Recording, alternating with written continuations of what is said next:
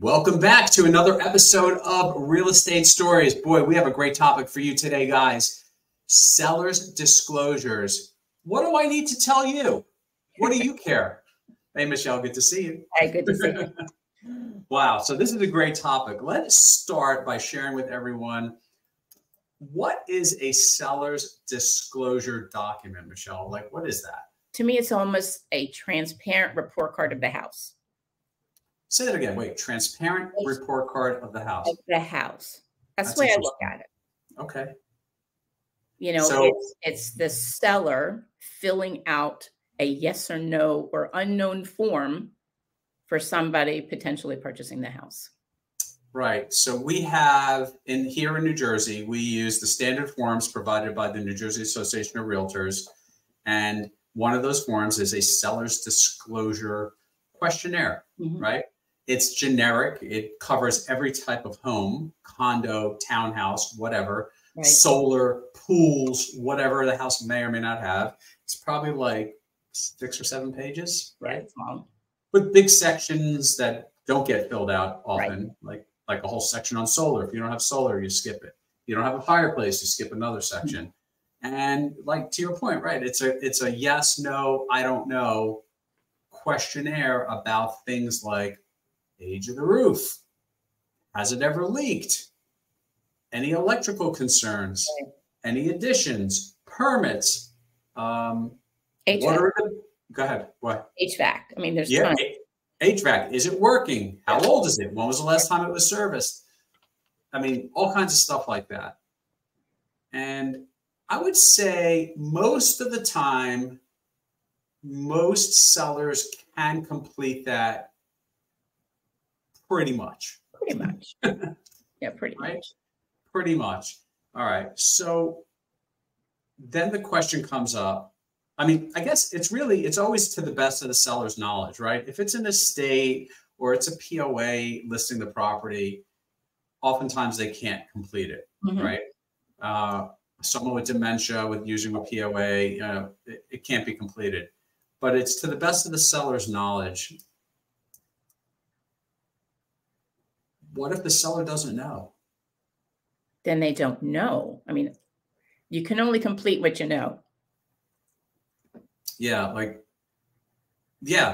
guess I'm just thinking if I was to fill one out on my house right now, I guess probably answer everything. Now it's interesting because in New Jersey, it's not a requirement to sell your house, although we encourage it if you can fill it out, because it's a very useful tool for buyers. To your point, like HVAC, so heating and air conditioning system, at the very least, how old is it, right? It could be 2 years old, it could be 22 years old. Same with the roof, 2 years old or 22 years old. And buyers will have different perspectives on that. Absolutely. You know? So there's those things. What? It's the big things, like you were talking about HVAC. Yeah. You know, things that are going to cost them a lot of money if it's not up to par. Exactly. But then there's all that other stuff, right? So there's ages of systems, and then there's any electrical concerns or problems that you know about. Well, let's just play it out. They may not know, but a home inspector could come through, right? And the home inspector may find stuff that we see on every home inspection report: 3 open grounds, a reverse polarity in another outlet, and double taps, baby, double taps. And that's every single one. every house, like literally. 2 double taps in the panel.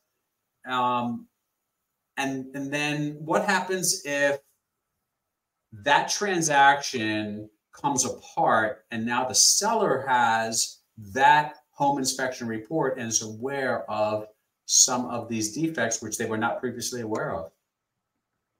To me, you need to disclose them. Yeah. And actually, we also need to disclose it as an agent. So like, it's interesting because I had a transaction a few months ago. Well, turns out it was a non-transaction. We were under contract and we went through the whole process. We were helping the buyers. Yeah. And the house was a freaking train wreck. And it takes a lot for me to say that. This house had a lot of stuff going on. Buyers weren't scared. They actually wanted to continue with the process that the seller was willing to address this major structural stuff and just like a whole bunch of stuff. And seller ended up playing games, and the transaction came apart after we got strung along for a while. And the buyers were like really pissed because they waited they lost a lot of time. And they're like, well, now what happens with all those things that the seller knows about now? And what happens to the next buyer? And here's the problem, right? The problem is the seller has an obligation to disclose. Technically, the agent has an obligation to disclose what we know as agents for a particular property. But who's policing it? I know. That's a shame. I know. That's the hardest part. Like, there's no way to, and I said, like, there's no way to really enforce that. That's the problem. I guess if something were to happen later and you know, it ended up in a lawsuit with discovery, then potentially they could an issue. Unearth those documents, right? I mean, that there was a contract and the home inspection was done previously and you knew this. Right. But I don't know how often that really gets to that point. Probably not often. Not often. It's very questionable. Yeah. Very questionable. I think too that it's tricky for a lot of sellers to effectively complete a home inspection, a seller's disclosure. Get the words right, Greenblatt. I think for some sellers, it's very tricky. So I remember not that long ago, I was listing some property. I can't remember the property, and seller completed the disclosure to the best of his or her ability. Yeah. And I was looking at it and just make sure I understand it and make sure nothing was missing that I could help them figure out. And it said something about a big structural concern in the basement. And so I went down to the basement. I'm like, let's take a look at this. Show me what you're talking about here, because that's something that educate me. I need to know about this because agents are going to ask me the questions, right? That could be scary. It could be. It could be totally easy to fix too. It could be scary. So we walk in the basement. I'm looking around with my eyes trying to find what they're talking about. And they said, oh, no, it's right there. I go, what?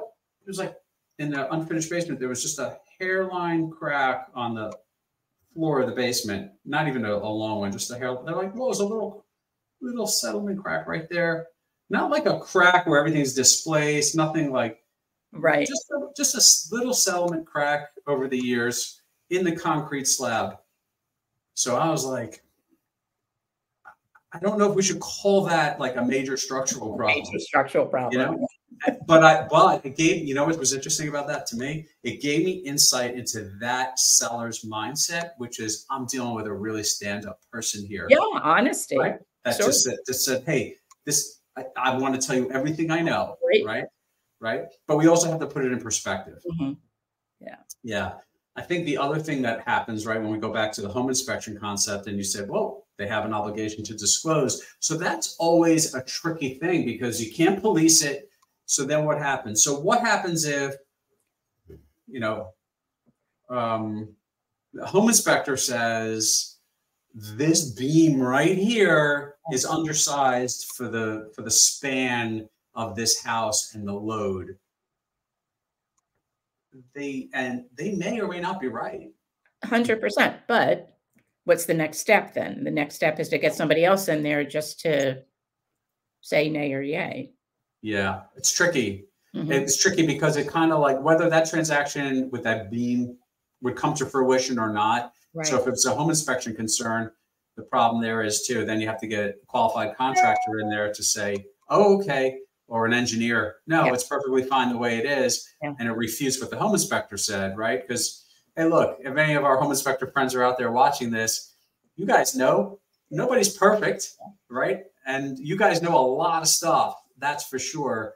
But then you get an engineer out and the engineer says yes or no or maybe, right? And that can be with anything. It could be mold, may not be mold, could be some kind of mildew, right? Correct.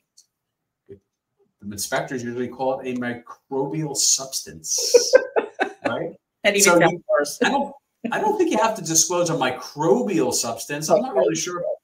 Mold you do, right? But yeah, you definitely should get rid of the mold. So I think that sellers' disclosures are a really important piece of this whole real estate puzzle. Yeah. Yeah. I think that It's important to get them completed when we can. I think it's really important that we upload it into our multiple listing service and share it with other agents, you know, at the onset of the marketing, so people know what they're looking at. Although we know in our industry, not everybody does that. It's just the way it is. You guys know, find yourself asking for them. I mean, people ask for them. That's true. Here's this whole video basically comes down to one little thing to me, which is, when in doubt, disclose. Exactly. Just disclose. Yeah, just disclose it. Just disclose it. That way there's no problem later. Because later, if there's a problem, it's a much bigger problem. Yeah. Yeah. All right, cool. I think we're good, right? We're good. All right. Thank you for watching, everybody. If you haven't already, please subscribe to our channel. Like this video, share this video. If you're looking for a real estate agent in the Southern New Jersey area, we're ready to help. We're also ready to introduce you to partners throughout the United States. So feel free to reach out to us. All the contact information is below. Thank you for watching. Thank you.